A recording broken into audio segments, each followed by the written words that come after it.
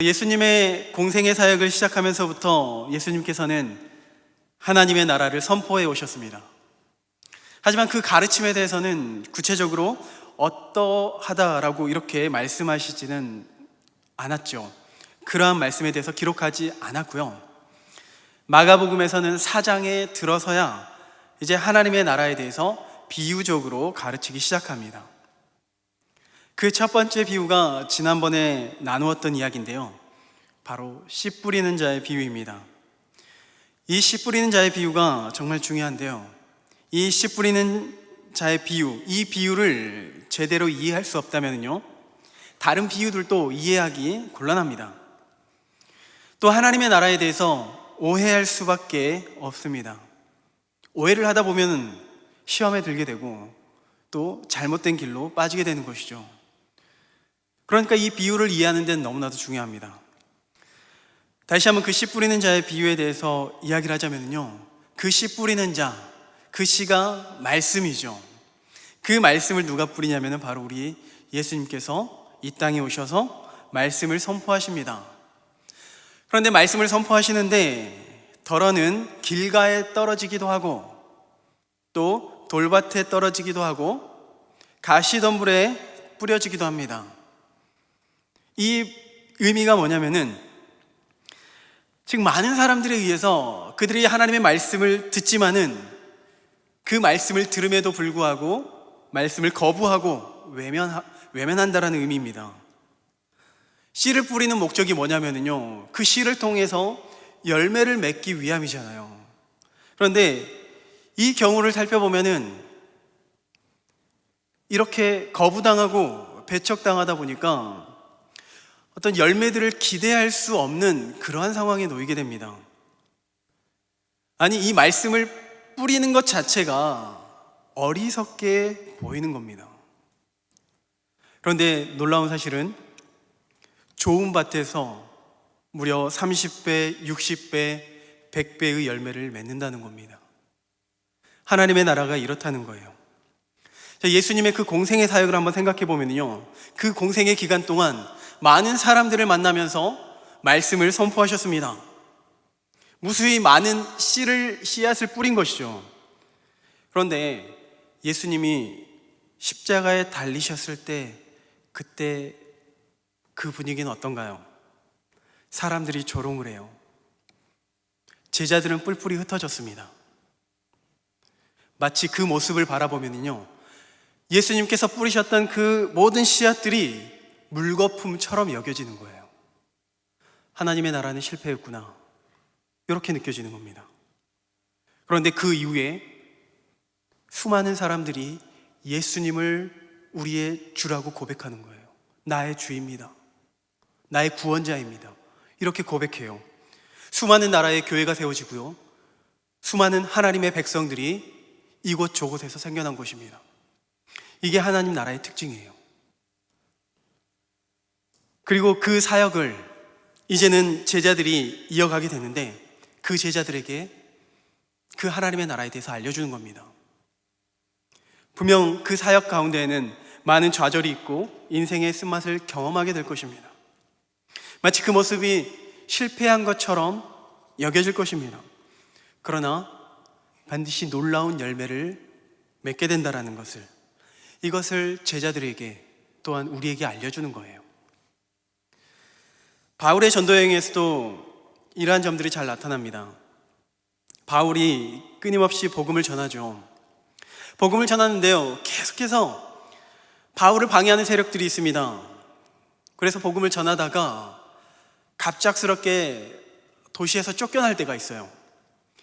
돌에 맞아서 쫓겨나기도 하고, 매를 맞고 감옥에 갇혔다가 또 쫓겨나기도 하고, 또 이유 없이 쫓겨나기도 합니다. 복음을 전하다가 이렇게 쫓겨나는데 언제 성도들의 믿음을 세울 수가 있을까요? 우리는 이렇게 걱정할 수가 있겠지만은 그 도시에 교회가 생겨나요. 그 도시에 믿음의 동역자들이 생겨나면서 오히려 바울을 위로하고 격려하고 바울을 위해서 기도하고 바울을 위해서 물질적으로 돕는 모습들을 보게 됩니다. 어떻게 이러한 일들이 일어날 수 있을까? 바울은 그 하나님의 나라의 비밀에 대해서 너무나도 잘 알고 있었습니다. 디모데후서 2장 9절에 바울이 이렇게 이야기를 하는데요. 복음으로 말미암아 내가 죄인과 같이 매이는 데까지 고난을 받았으나 하나님의 말씀은 매이지 아니하니라. 바울의 상황은 지금 로마의 감옥에 갇혀 있는 그러한 상황인데요. 나는 이렇게 죄인과 같이 감옥에 갇혀 있기 때문에 복음이 더 이상 확장할 수 없을 것 같은 그러한 상황 가운데 놓여 있지만은 그 십자가의 복음은 매이지 않는다는 겁니다. 생명력이 있다는 겁니다. 계속해서 확장되고 하나님의 나라는 계속 이곳저곳을 향하여서 뻗어 나아간다는 것입니다. 바울은 바로 그러한 주님의 뜻을 헤아렸기 때문에 그가 감옥에 갇혔다 할지라도, 매를 맞고 쫓겨났다 할지라도 복음을 들고 담대하게 나아갈 수 있었던 것입니다. 우리도 이러한 담대함이 있었으면 좋겠습니다. 비록 우리가 전하는 복음이 때로는 실패처럼 여겨질 수 있겠지만은 그럼에도 담대함을 가지고 십자가의 복음을 전할 수 있었으면 너무나 좋겠습니다. 어쨌든 이제 그 비유를 가지고 예수님께서 말씀하시고, 이제는 또 다른 여러 가지 비유를 가지고 예수님께서 말씀하세요. 그리고 하나님의 나라가 무엇인지 먼저 등불의 비유를 통하여서 말씀하시는데요. 21절 22절 말씀입니다. 또 그들에게 이르시되 사람이 등불을 가져오는 것은 말 아래에나 평상 아래에 두려 함이냐, 등경 위에 두려 함이 아니냐. 드러내려 하지 않고는 숨긴 것이 없고 나타내려 하지 않고는 감추인 것이 없느니라. 일단 21절 하반절에 말 아래나 평상 아래에 두려함이냐, 등경 위에 두려함이 아니냐. 그러니까 이 등불에 대해서 이야기를 하는데, 등불은 등경 위에, 그러니까 등잔대 위에 있어야 되는 것이죠. 너무나도 당연한 말을 지금 예수님께서 하고 계시죠. 이 당연한 말씀을 하고 계시는데 우리가 보기에는 왜 이렇게 당연한 말씀을 하실까? 라고 생각할 수가 있지만은, 예수님은 지금 이 이야기를 듣고 있는 그 청자들, 그들의 문화적인 배경 속에서, 그들의 일상 속에서 예화로 지금 사용하고 있는 것입니다. 그러니까 그들은 더 쉽게 받아들일 수가 있는 거죠. 예수님 시대 유대인들은요, 등불을 사용하는데 사용하지 않을 때 본문에서 이야기하는 그 말, 대박이라고 이야기를 하죠. 쌀을 담는 그 네모난 바가지, 그것을 사용하지 않을 때는 덮어둔답니다. 그리고 평상 아래에 놓는다는 거예요. 마치 그 등불을 사용하지 않을 때는 감추어져 있는 것처럼 보여요. 그런데 그 등불의 진정한 목적이 뭡니까? 집안을 밝히는 거잖아요.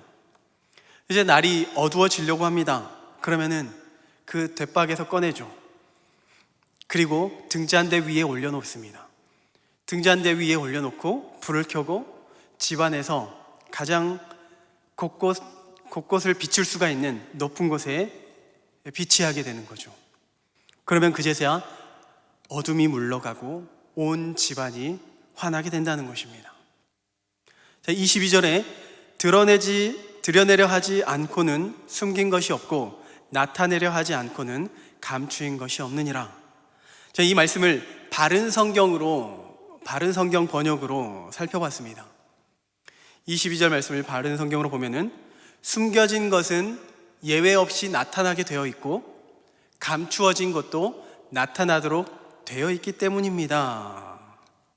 이렇게 이야기를 하는데, 때가 되면은, 어두움이 오면은 그 어두움은 빛에 의해서 빛이 드러날 수밖에 없다는 거죠. 그리고 빛이 비춰질 때 어둠 속에 감추어졌던 것들이 나타날 수밖에 없죠. 우리에게 보이지 않았던 그 어둠 속에 있었던 그것들이 드러나게 된다는 것입니다. 이렇게 등불에 대해서 이야기를 하는데, 그 등불이 온 집안을 밝히고 그 등불이 어둠을 물러가게 하는 것, 그렇다면 예수님께서 비유하신 이 등불이 무엇을 의미하는가? 이 등불에 대해서 고민을 해보면요, 먼저 이 본문의 앞뒤 문맥을 살펴보면은 지금 이 비유는 앞에서 씨 뿌리는 자의 비유를 다음에 이야기를 하는 것이죠. 그 씨 뿌리는 자는 하나님의 나라의 특징에 대해서 이야기를 하고 있는 것이죠. 하나님의 나라의 특징에 대해서 이야기를 했고, 그러면 이 등불 비유 이후에 무슨 얘기가 나오냐면은 또다시 하나님의 나라에 대해서 이야기가 나와요. 그러니까 지금 이 등불의 이야기는 하나님의 나라 혹은 하나님의 나라에 대한 가르침이라 우리가 말할 수가 있습니다. 하나님의 나라의 가르침. 또 본문에서 보면은요, 사람이 등불을 가져온다 라는 이런 표현이 되어 있습니다. 누군가에 의해서, 그러니까 이 등불을 우리가 하나님의 나라로 이해하고 있기 때문에 하나님의 나라가 사람들에게 나타나고 보여지게 된다는 것이죠. 이것은 마태복음에서도 그리고 누가복음에서도 이렇게 표현하고 있습니다. 그런데 이 마가복음의 원어 성경을 살펴보면요, 영어 성경 말고 히브리 성경, 헬라어 성경을 살펴보면, 원어 성경을 살펴보면요, 마태와 누가는 분명 사람이 등불을 가져온다라고 이렇게 표현됐지만은 마가복음에서는 등불이 온다 이렇게 표현되어 있습니다. 등불이 마치 인격이 있는 것처럼 표현하고 있는 거예요. 어떻게 등불이 스스로 우리에게 올 수가 있어요? 누군가에 의해서, 사람에 의해서 우리에게 와야 되는데, 이 마가복음 원어 성경에서는 등불이 우리에게 온다라고 표현되어 있습니다. 여기에 마가의 의도를 우리가 엿볼 수가 있는데요. 자, 구약 성경에서는 이 등불이라는 단어가, 이 등불이라는 표현이 종종 다른 의미로 쓰일 때가 많이 있습니다. 먼저 사무엘하 22장 29절 말씀을 보겠습니다. 사무엘하 22장 29절 우리 함께 읽습니다. 여호와여, 주는 나의 등불이시니 여호와께서 나의 어둠을 밝히시리이다. 자, 등불이 쓰였는데 이 등불이 지금 누구를 가리킵니까? 하나님을 가리키고 있어요. 자, 이어서 열왕기하 8장 19절입니다. 열왕기하 8장 19절 함께 읽습니다. 여호와께서 그의 종 다윗을 위하여 유다 멸하기를 즐겨하지 아니하셨으니 이는 그와 그의 자손에게 항상 등불을 주겠다고 말씀하셨음이더라. 하나님께서 다윗을 통하여서 그의 자손에게 등불을 주시겠다라고 말씀하셨습니다. 그러면 여기서 말하는 그 등불은 무엇일까요? 다윗의 후손으로 오실 메시아를 의미하는 거겠죠. 그리고 우리가 너무나도 잘 아는 말씀이 있어요. 시편 119편 105절 말씀 함께 읽겠습니다. 주의 말씀은 내 발의 등이요 내 길의 빛이니이다. 하나님의 말씀, 하나님의 말씀이 나의 등입니다. 마가가 의도하는 그 등불, 인격체를 가지고 있는 그 등불이 누구를 의미하는 건가요? 또 헬라어 본문에서 자, 등불이 온다고 했습니다. 그런데 그 등불을 어떻게 표현했냐면은, 어떻게 사용했냐면요, 등불을 그냥 등불이라고 말하지 않고 등불 앞에 정관사를 덧붙였습니다.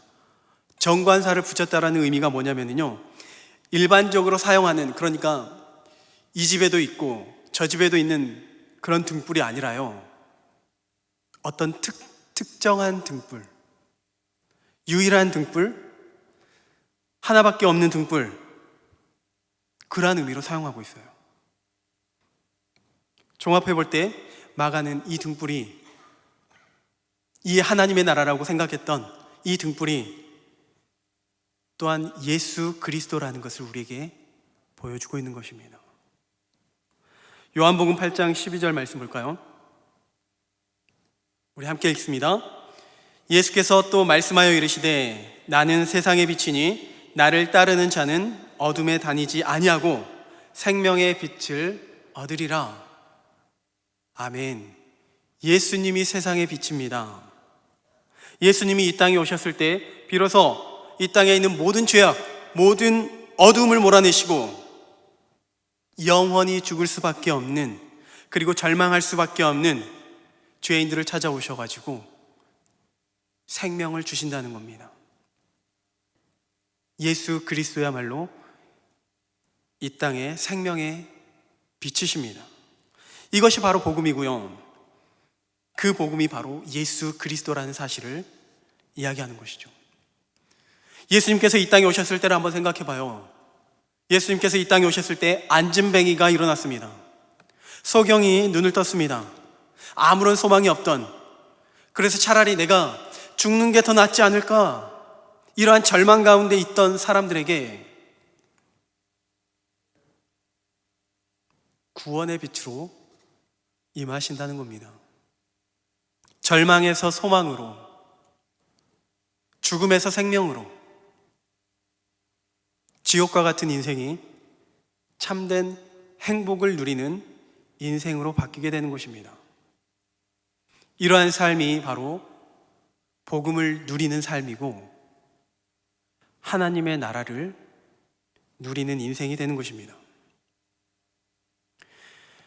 예전에 어떤 목사님께서 이런 이야기를 하시더라고요.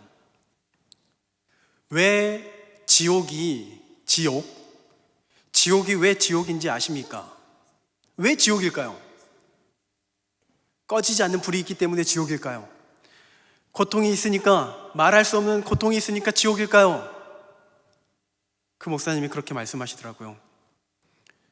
지옥인 이유는 지옥에 하나님이 함께 하시지 않기 때문에 지옥이다. 오늘 우리는 예수님과 함께 동행하면서 예수님과 함께 천국을 누리는 사람인 줄로 믿습니다.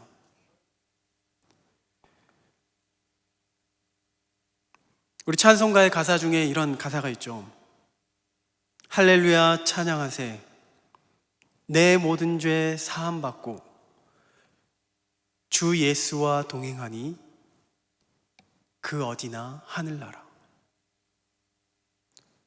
그냥 가사로 끝나는 것이 아니라요, 실제적으로 우리가 예수 그리스도와 함께 동행할 때, 비록 지금 어려운 상황 가운데 있지만은, 비록 우리는 나약하고 힘들지만 이 땅에서조차 우리는 천국을 누릴 수 있다는 것입니다. 마가가 강조하고 싶었던 것이 바로 이거였던 겁니다. 하나님의 나라는 바로 예수 그리스도라는 것을. 하지만 아직 그 현재로서는, 그러니까 예수님께서 말씀하실 때는 이 하나님의 나라와 또 그 예수님의 사역에 대해서는 감추어져 있는 상태죠. 조금씩 예수님께서 보여주시긴 하셨어요. 말씀을 통해서 또 여러 가지 기적들을 통하여서 보여주시긴 하셨지만은, 그 사역은, 예수님의 사역은 예수님이 십자가에서 죽으시고 그리고 부활하신 그 이후에야 비로소 알게 되었습니다. 당장에 이 말씀을 듣고 있는 제자들도 이해하지 못했습니다. 이 예수님께서 이렇게 말씀하시는데요, 23절 24절, 들을 귀 있는 자는 들으라. 또 이르시되 너희가 무엇을 듣는가 스스로 삼가라. 너희의 헤아리는 그 헤아림으로 너희가 헤아림을 받을 것이며 더 받으리니. 자, 들을 귀 있는 자는 들으라 라는 이 관용적인 표현은요, 듣든지 말든지 뭐 이런 표현이 아니고요, 잘 새겨들어라. 잘 새겨들어라. 너희가 지금 듣는 그 헤아리는 그 헤아림으로 너희가 헤아림을 받을 것이다. 사실 이 속담은 마태복음에서도 누가복음에서도 사용하였는데, 주로 타인의 비방하지 말아라 라는 표현으로 사용합니다. 마태복음 7장 2절에 너희가 비판하는 그 비판으로 너희가 비판을 받을 것이요, 너희가 헤아리는 그 헤아림으로 너희가 헤아림을 받을 것이라.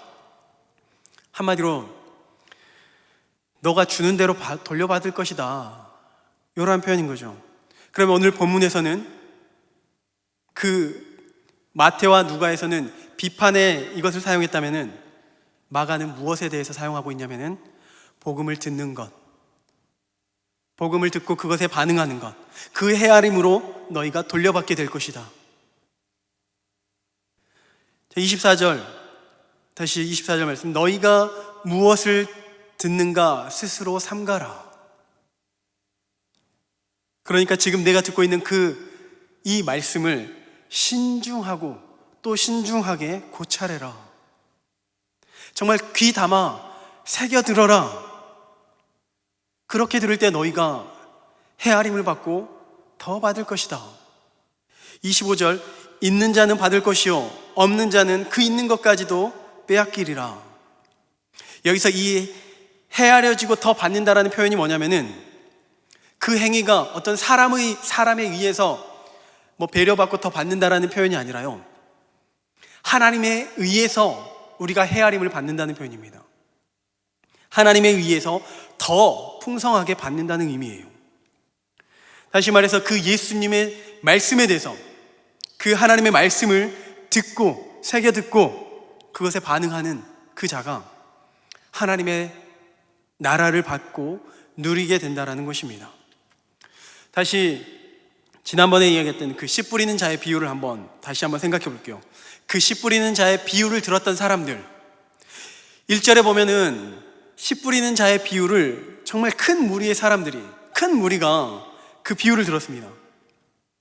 하지만 그들의 마음에는 그 무리가요, 복음을 듣기 위해서 그 자리에 있었던 것이 아니라 어쩌면 대부분의 사람들이 예수님을 통해서 어떤 콩고물을 기대하는 사람들이었습니다.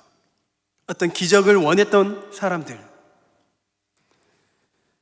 그리고 그 비유가 있을 때 이해하지 못하고 또 어떤 기적도 나타내 보이지 않으니까 재미가 없어서 그냥 떠났던 것 같습니다.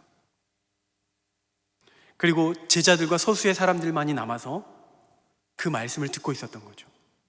그 큰 무리가 애초에는 말씀을 받아들일 자세가 되어 있지 않았다는 것입니다. 결국 그들은 있는 것까지도 빼앗긴다는 거예요. 있는 것까지 빼앗긴다. 바리새인과 서기관들, 그 종교 지도자들을 한번 생각해 볼게요. 이들은 구약 말씀에 대해서 능통한 사람들이었습니다. 하나님의 말씀에 대해서 능통했던 사람들. 그리고 다른 표현으로 이야기하자면은 이들은 특별히 더 하나님의 나라에 더 가까이에 있었던 사람이라고 생각할 수가 있습니다. 적어도 그 사람들은 메시아를 기다리는 사람들이었기 때문에요. 하나님의 말씀을 묵상하면서 메시아를 기다리는 사람들이었기 때문에요. 그런데 그들이 예수님의 말씀에 어떤 반응을 보였습니까? 그 말씀을 새겨 들으려고 했습니까? 이해하려고 했습니까? 오히려 그 말씀을 거부하고 부정하고 예수님을 죽이려 했습니다. 그리고 눈앞에 임한 하나님의 나라를 스스로 발로 차버린 것이죠. 있는 것마저 빼앗기게 된 것입니다. 이와 반대로 제자들은 어떠냐면요, 제자들도 그 비유를 듣고서 이해하지 못했습니다. 이해를 못했기 때문에 어떤 반응을 보였습니까? 포기하고 돌아섰습니까? 예수님, 우리가 이해할 수가 없네요. 관심을 갖고 예수님께 반응을 했습니다. 예수님, 우리에게 알려주세요. 그 비밀을 듣기를 원했던 거죠. 제자들은 그들이 헤아리는 마음으로 헤아림을 받고 더 받게 되었던 것입니다. 이제 또 다른 비유가 시작되는데요, 26절에서 34절, 하나님의 나라가 어떻게 성장하는지 그리고 그 본질에 대해서 이야기를 하는데, 먼저 26절에서 28절의 이 비유를 보면은 앞에서 씨 뿌리는 자의 비유와 굉장히 유사해 보이죠. 그런데 다른 점이 뭐가 있냐면은, 보니까 씨 뿌리는 자의 비유에서는요, 씨를 뿌리긴 하는데 어떤 곳에서는 열매를 맺지 못하더라, 이것을 강조했어요. 그런데 여기서는 그 씨가 자라서 열매를 맺고 추수를 한다는 그러한 이야기를 하고 있습니다. 그리고 그 추수가 어떻게 자라났습니까? 그 열매가 어떻게 자라서 추수를 하게 되었습니까? 27절, 그가 밤낮 자고 깨고 하는 중에 씨가 나서 자라되 어떻게 그리 되는지를 알지 못하느니라. 하나님의 나라가 이와 같다는 겁니다. 이번 주 새벽 기도에 설교를 할 때 바울이 복음을 전하는 그 이야기를 나눴었는데요. 바울이 데살로니가에 복음을 전하였습니다. 그런데 늘 그렇듯이 또 여전히 방해하는 세력들이 있어요. 얼마나 심하든지 바울이 그곳에 있으면은요, 그 데살로니가에 있으면은 다른 선량한 그리스도인들이 피해를 받아요. 어쩔 수 없이 그곳에 3주만 있고 그곳을 떠나야만 했습니다. 도망쳐야 했습니다. 자, 바울이 3주 동안 복음을 전했습니다. 과연 그곳에서 얼마나 많은 열매를 기대할 수 있을까요? 그곳에서는 정말 유대인들이 끊임없이 믿는 자들을 방해하고 괴롭혔기 때문에 인간적으로는 그 열매에 대한 기대치가 현저히 낮아요. 그런데 그곳에 교회가 세워졌고요, 교회가 든든하게 세워지고 또 믿음의 역사가 일어나고 다른 여러 지방에 있는 교회의 본이 되었습니다. 바울이 실상 전하긴 했어요, 복음을. 그런데 바울 자신조차도 어떻게 이러한 일이 일어났을지 알 수 없을 정도로 놀라운 역사가 일어난 것이죠. 누가 이것을 한 것입니까? 하나님께서 하십니다. 하나님께서 하신 것입니다. 또 바울이 고린도 교회에 전한 말인데요, 고린도전서 3장 6절에서 7절 말씀에 나는 심었고 아볼로는 물을 주었을 때 오직 하나님께서 자라나게 하셨나니 그런즉 심는 이나 물 주는 이는 아무것도 아니로되 오직 자라게 하시는 이는 하나님뿐이니라. 하나님께서 자라게 하십니다. 하나님께서 열매를 맺게 하십니다.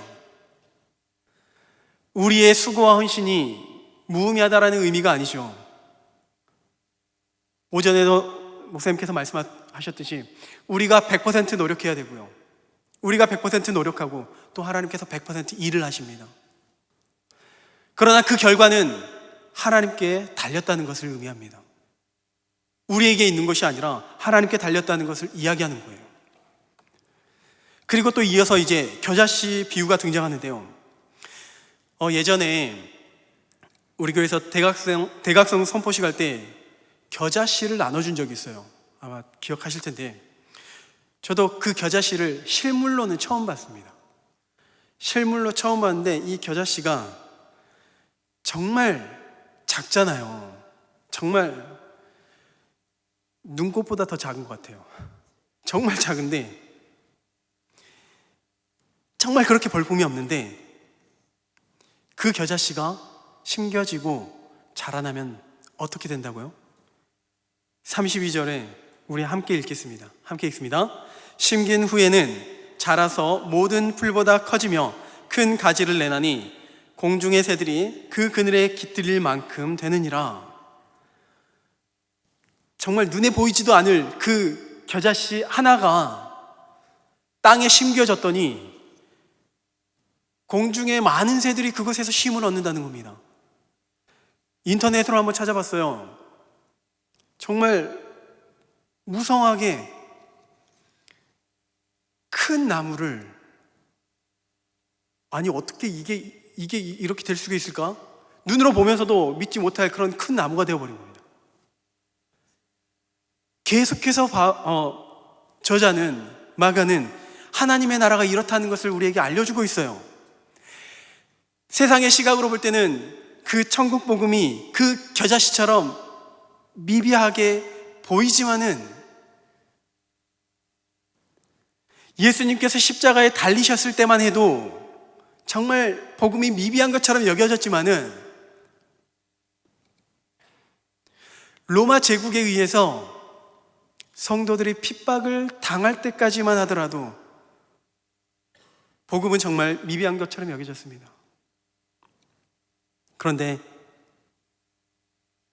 겨자씨와 같이 볼품 없었던 그 복음이 땅에 심겨지고 자라나니까 로마를 뒤엎는 그런 나무가 되었습니다.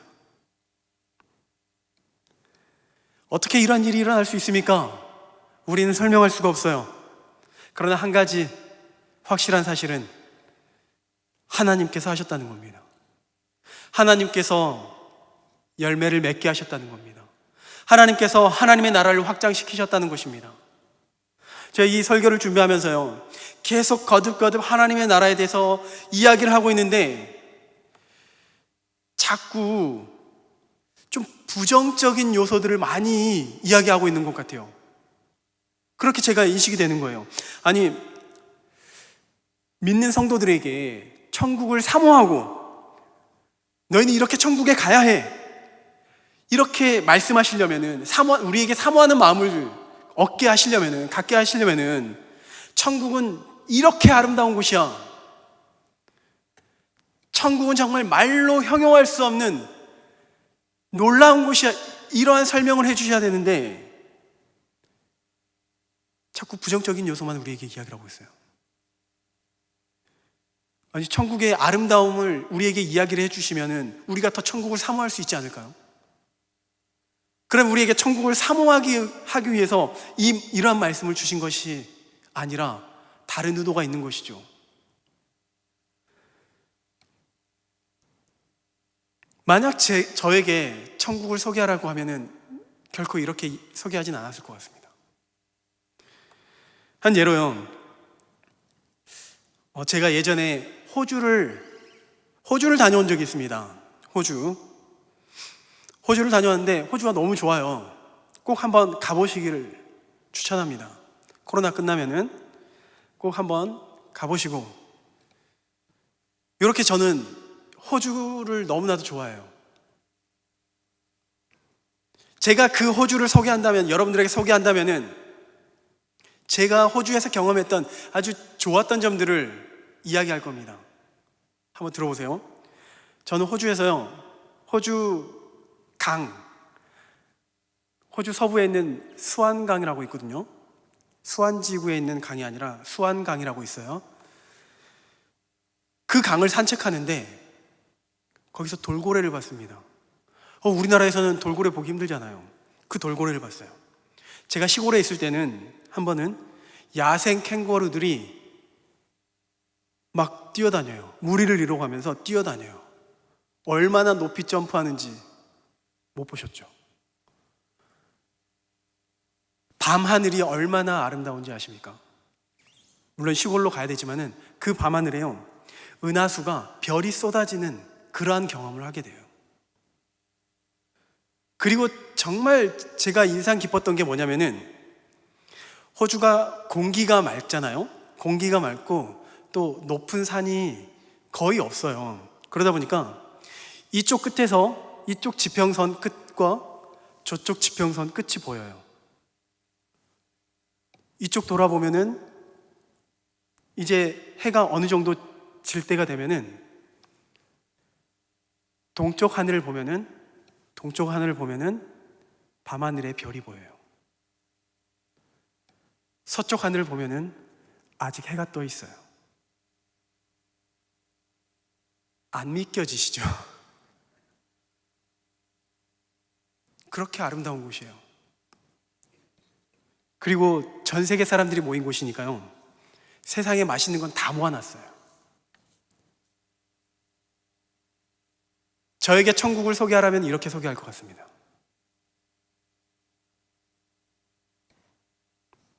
그런데 예수님이 뭐라고 하시냐면은, 너희가 천국을 전해야 하는데 사람들이 너희의 그 복음을 거절할 거야. 너희가 그 복음을 전하는데 무시당할 거야. 매맞고 감옥에도 갇힐 거야. 그런데 그게 실수가 아니야. 그렇다고 너희가 실패한 게 아니야. 괜찮아. 열매는 신경 쓰지 마. 하나님께서 책임지실 거야.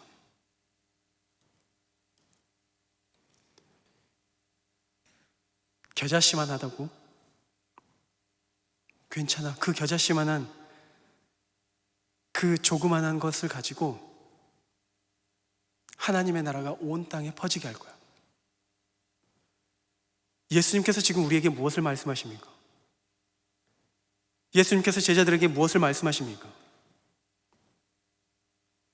천국이 얼마나 좋은지, 천국에 얼마나 가고 싶은지 그 이야기를 하시는 것이 아니라 이 비유를 통해서, 천국의 비유를 통해서 우리에게 하시는 말씀이 뭐냐면은, 그럼에도 불구하고 너희는 천국 복음을 전하는 자가 되어야 한다. 비록 방해하는 세력들이 있고 힘들고 어려운 상황들이 일어나겠지만은 그럼에도 복음을 전해야 한다. 예수님께서 우리 믿는 성도들에게 원하시는 것이 뭐냐면은 바로 이 복음을 전하는 것입니다. 예수님께서 승천하시기 전에 우리에게 무엇을 말씀하셨습니까? 사도행전 1장 8절 말씀 우리 함께 읽겠습니다. 오직 성령이 너희에게 임하시면 너희가 권능을 받고 예루살렘과 온 유대와 사마리아와 땅끝까지 이르러 내 증인이 되리라. 땅끝까지 이르러 내 증인이 되리라. 예수님의 공생애를 생각해 보세요. 예수님께서 이 땅에 오신 이후, 물론 그가 십자가에 죽기 위해서 이 땅에 오셨지만은 그의 공생애 사역 가운데 첫 번째 사역이 뭐였냐면은 잃어버린 한 영혼을 위해서 이 땅에 오셨습니다. 잃어버린 한 영혼이, 고통 가운데 있는 그 한 영혼이 천국을 누리고 천국 백성이 되기를 원하시는 그 마음으로, 그 심령으로 공생의 사역을 하셨다는 겁니다. 그 한 영혼이 누구냐면은 바로 우리예요. 우리가 그 한 영혼이 되는 것입니다. 그리고 우리가 먼저 천국을 누리는 사람이 되는 것입니다. 그리고 천국을 누리는 사람이기 때문에 우리만 천국을 누리는 것이 아니라 이제는 그 천국 복음이 우리를 통해서 우리의 태신자들에게, 다른 이웃들에게 흘러가기를 원하신다. 이것을 우리에게 알려주는 것입니다. 이것이 바로 우리가, 예수님의 제자된 우리가 짊어지어야 할 사명인 것입니다. 사단의 방해가 있다고 복음을 전하는 일에 포기하시지 않길 바랍니다. 열매가 없다고 해서 포기하시지 않기를 바랍니다. 혹 나는 미약하기 때문에, 겨자씨와 같이 보잘것없기 때문에 포기하지 않으시기 바랍니다. 열매가 없더라도 결과는 하나님께 맡겨드리고 우리는 때를 어떤지 못 어떤지 예수님의 마음을 가지고 한 영혼을 위해서 세상으로 나아갈 수 있기를 간절히 소망합니다. 바라기는 우리를 통해서 우리의 태신자들이 천국 복음을 누릴 수 있는 그러한 은혜가 있기를 소망합니다. 우리를 통해서 우리의 가정이, 여전히 믿지 않는 그 자녀들이 십자가의 복음을 알고 하나님의 나라를 누리는 은혜가 있기를 소망합니다. 우리 교회를 통해서 다시 한번 잃어버린 그 한 영혼에 우리의 시선을 두고 그 한 영혼을 위해서 힘써 달려가는 그러한 교회가 될 수 있기를 간절히 소망합니다.